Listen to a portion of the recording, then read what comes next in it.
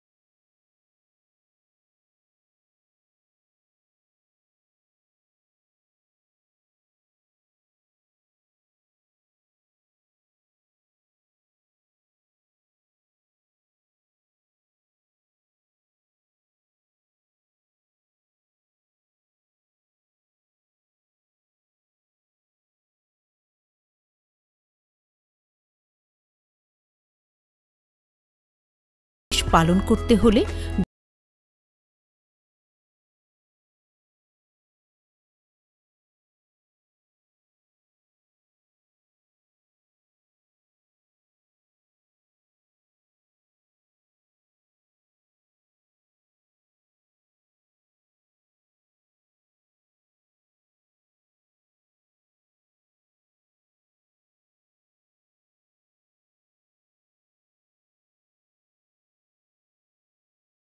করতে হবে।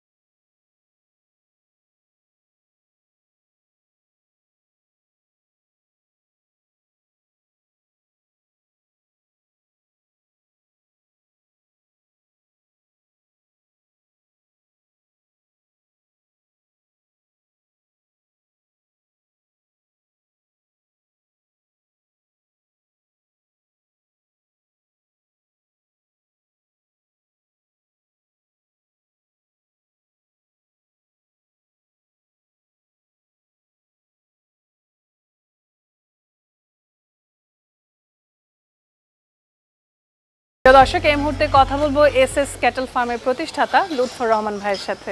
আপনার চমৎকার এই খামারটিতে এসে আজকে আমার খুবই ভালো লাগছে, বিশেষ করে আপনার এই শেডে যে মহিষগুলো আছে, মহিষগুলো কিন্তু খুবই হৃষ্টপুষ্ট এবং সুন্দর দেখতে। তো ভাইয়া তো হচ্ছে গিয়ে বিদেশে পড়াশোনা করেছেন এবং বিদেশে অনেকদিন পড়াশোনা করার পরে বাংলাদেশে এসে কেন খামার করলেন, আমি একটু এই বিষয়টা জানতে চাই, কারণ আপনি তো চাইলেই উন্নত বিশ্বে যে কোনো ভালো একটি জব করতে পারতেন। যে আমি দীর্ঘদিন দেশের বাইরে ছিলাম, তো ওখানেও আমি জবের পাশাপাশি ব্যবসাও করেছি। আসলে যেহেতু এদেশে আমার বেশ কিছু প্রপার্টিস ছিল। আমি বাবা মায়ের বড় সন্তান হিসাবে এগুলো রক্ষণাবেক্ষণের একটা দায়িত্ব ছিল। এখানেও আমার ব্যবসা চলমান ছিল।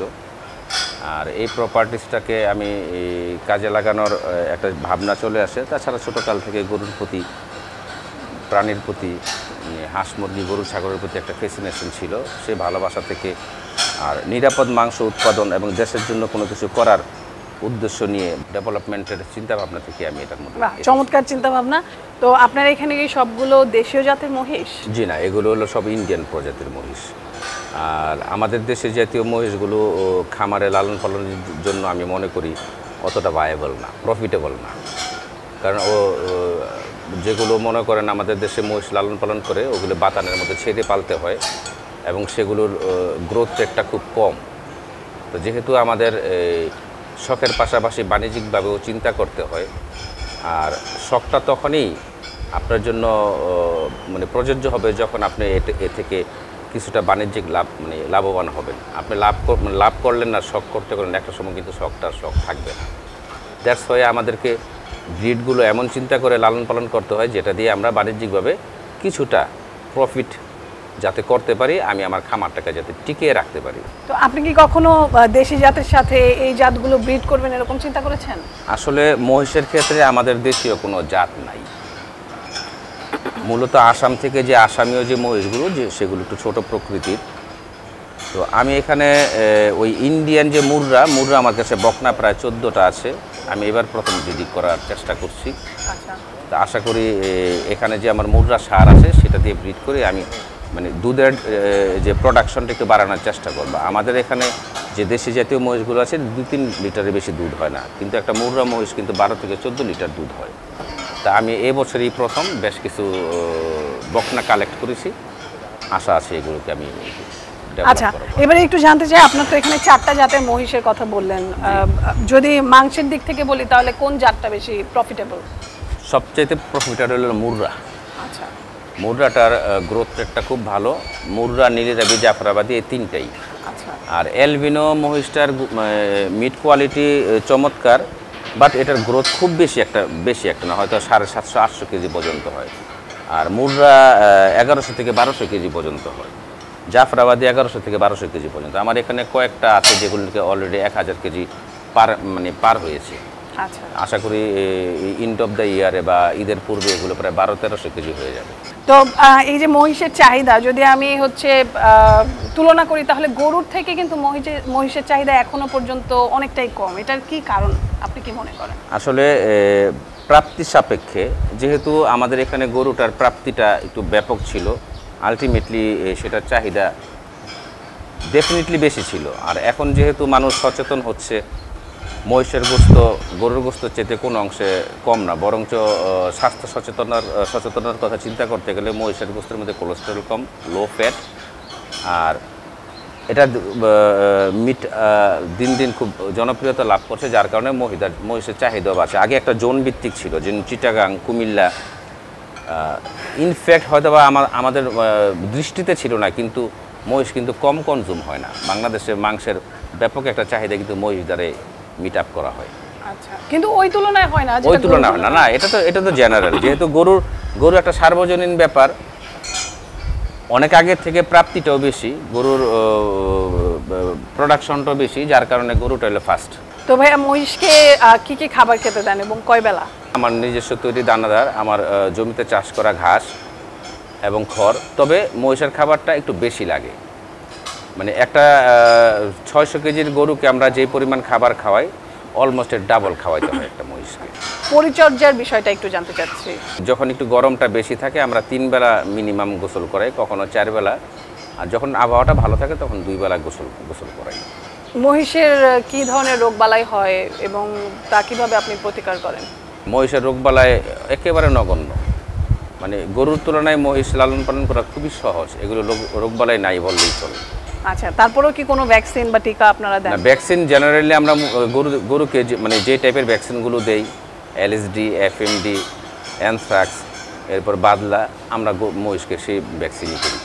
ভবিষ্যতে আপনার কি পরিকল্পনা আছে, বা আমি যদি আপনার কাছ থেকে জানতে চাই যে যারা বেকার যুবকেরা আছে বা যারা হচ্ছে গিয়ে এখন কোনো কাজ করছে না, খামার তাদের জন্য কতটা লাভবান হতে পারে? কেউ যদি বুঝে শুনে ধৈর্য সহকারে কিছুটা স্টাডি করে পড়াশোনা করে খামার দেয় তাহলে অবশ্যই এটা লাভজনক। আমাদের মতো শিক্ষিত বা আমাদের মতো জানাশোনা লোক যদি আমরা এই সেক্টরে এগিয়ে না আসি তাহলে হয়তো বা আমরা সেই রাস্তায় মানে হাঁটতে পারবো না। তো আমার একটা পরামর্শ থাকবে, যারা শিক্ষিত, বেকার বলবো না, পৃথিবীতে বেকার বলতে আসলে কোনো জিনিস নাই। আমি যদি কোনো একটা কাজ না করি তাহলে আমি হয়ে যাব বেকার। এই বেকারত্বের অভিশাপ থেকে মুক্তি পেতে হলে ঘরে ঘরে প্রধানমন্ত্রীর যেমন একটা স্লোগান ছিল, একটি বাড়ি একটি খামার। তো আমি বলবো যে এই সেক্টরে যুবকরা এগিয়ে আসুক, কিন্তু কোনো ইমোশন বা কোনো ইউটিউবের কোনো কিছু দেখে এবং কোনো একটা মানে সফল খামার দেখে না। আপনাকে প্রথমত এটা বুঝতে হবে, জানতে হবে, আপনি শিখেন, দেখেন, আর নিজে যদি কাজ করতে পারে আর নিজে যদি দেখাশোনা করতে পারে তাহলে আমি মনে করি যে এই সেক্টরে এগিয়ে আসা উচিত এবং সে অবশ্যই সফল হবে। অনেক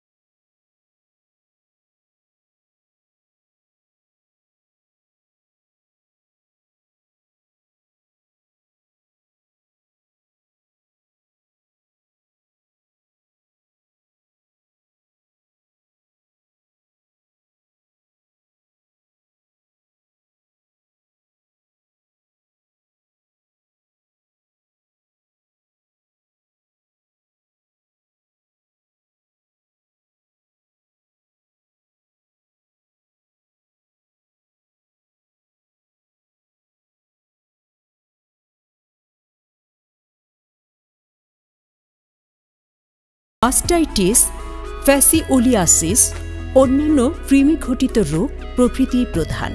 এই সমস্ত রোগগুলো দ্বারা মহিষ যাতে আক্রান্ত না হয় সেজন্য স্বাস্থ্যসম্মত ব্যবস্থাপনা গ্রহণ করা প্রয়োজন। মহিষ সম্ভাবনাময় গৃহপালিত প্রাণী, যেটা আমাদের পার্শ্ববর্তী দেশ ইন্ডিয়ার দুধ উৎপাদনের 50% উপরে মহিষ থেকে আসে। আমাদের দেশেও মহিষের বিপুল সম্ভাবনা আছে। আমাদের উপকূলীয় অঞ্চলগুলোতে মহিষ দেশ স্বাধীনের পূর্ব থেকেই পালন হয়ে আসছে। যেখানে অন্যান্য লাইভস্টক প্রজাতি পালন করা যাচ্ছে না, সেখানে মহিষ দীর্ঘদিন ধরে পালন হয়ে আছে। আমাদের খামারিদের আর্থসামাজিক উন্নয়নে অবদান রাখছে। জাত উন্নয়নের মাধ্যমে কিভাবে তাদের দুধ উৎপাদন বাড়ানো যায় সেই বিষয়ে বিএলআরআই গবেষণা কার্যক্রম বাস্তবায়ন করছে। আমরা চাচ্ছি যে আমাদের বাণিজ্যিক যারা খামারি আছে তাদের জন্য মহিষের একটা জাত তৈরির জন্য আমরা কার্যক্রম হাতে নিয়েছি। পাশাপাশি আমাদের যে প্রান্তিক খামারি যারা আছে তাদের জন্য, তাদের যে আমাদের দেশি মহিষগুলো আছে তাদের দুধ উৎপাদন একটা লেভেল পর্যন্ত বাড়ানোর জন্য আমরা জাত উন্নয়ন সহ এদের যে খাদ্য ব্যবস্থাপনা, তারপরে চিকিৎসা ব্যবস্থাপনা, তারপরে তাদের যে স্বাভাবিক ম্যানেজমেন্ট ব্যবস্থাপনা যেটা আছে সেগুলোর উন্নয়নের, প্রযুক্তি উন্নয়নের জন্য আমরা গবেষণা কার্য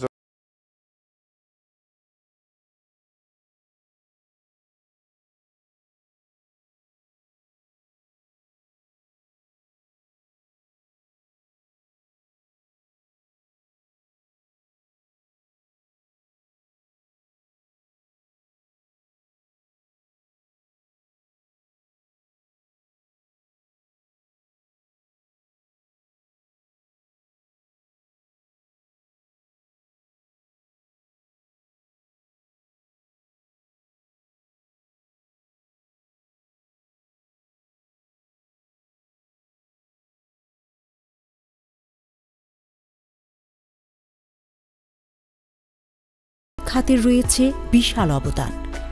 আজকের মতো বাংলাদেশ টেলিভিশনের নিয়মিত আয়োজন প্রাণী ও পুষ্টি থেকে আমি মারজান সুমি বিদায় নিচ্ছি।